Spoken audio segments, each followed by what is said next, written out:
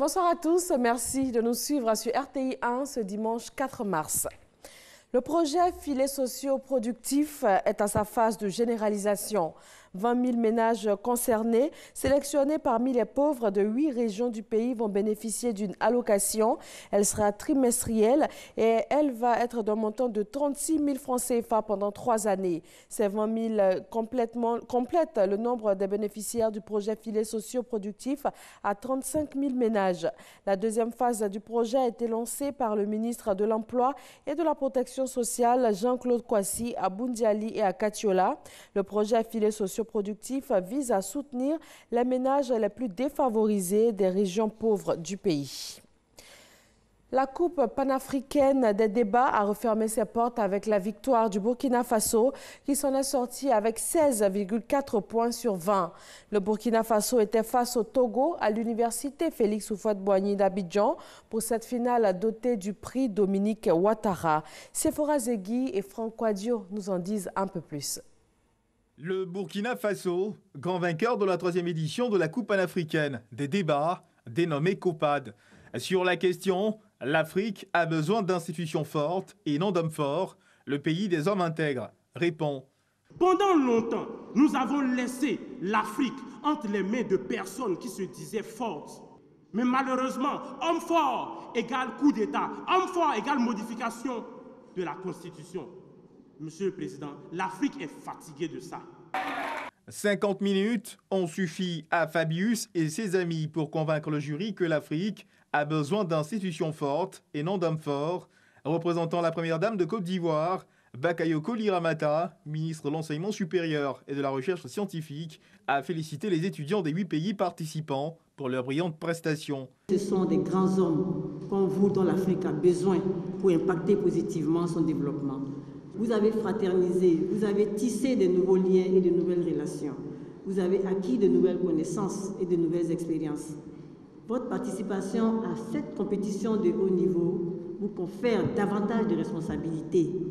Responsabilités vis-à-vis de vous-même quant à votre promotion future. Diankounda Traoré, ex-président du Mali, a réitéré les encouragements de la première dame de son pays à la Côte d'Ivoire et aux jeunes débatteurs. Vous avez visité l'histoire et vous vous êtes évertué à nous montrer, au cours de vos échanges, que la richesse de certaines nations, de certaines cultures, ont été forgées d'abord par des leaders à poigne, déterminés, se fixant un cap et se donnant les moyens pour l'atteindre. L'histoire nous a souvent montré des hommes dits forts qui, en une fraction de seconde, ont été balayés par la volonté du peuple. Ils sont devenus très faibles. Où était donc leur force? Les 2e et 3e places reviennent à la Côte d'Ivoire et au Togo. Des ouvrages ont été offerts à toutes les équipes pour leur permettre de préparer l'édition 2019 de la COPAD. Hajj 2018, le ton est donné. Cette année, 6800 pèlerins ivoiriens sont attendus en Terre Sainte d'Arabie Saoudite. Le gouvernement ivoirien est déjà à pied d'œuvre pour la réussite de ce moment important dans la vie de tout fidèle musulman. La Direction générale des cultes a lancé ce dimanche l'édition 2018. Dans la nuit d'hier, au Burkina Faso, un groupe a tenté de forcer un barrage non loin de la présidence de la République. 2 des assaillants se sont enfuis et un 3e a été capturé avant d'être finalement abattu suite à une tentative d'évasion.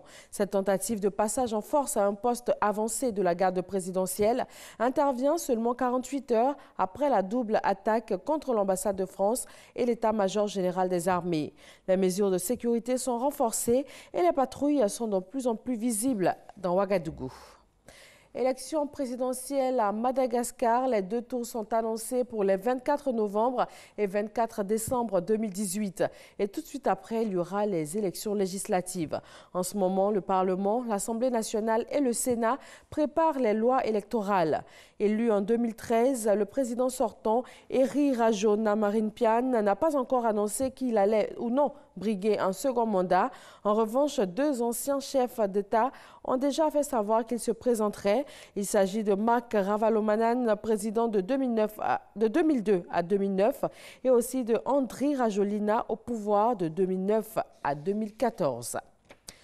En Allemagne, près de 5 mois après les législatives, un nouveau gouvernement va être formé. Les 2/3 des membres du Parti social-démocrate qui ont participé à la consultation interne du parti ont approuvé le contrat de coalition, celui négocié ces dernières semaines entre les conservateurs d'Angela Merkel et les sociaux-démocrates. Merci de rester avec nous sur RTI 1, le journal tout à l'heure à 20 h.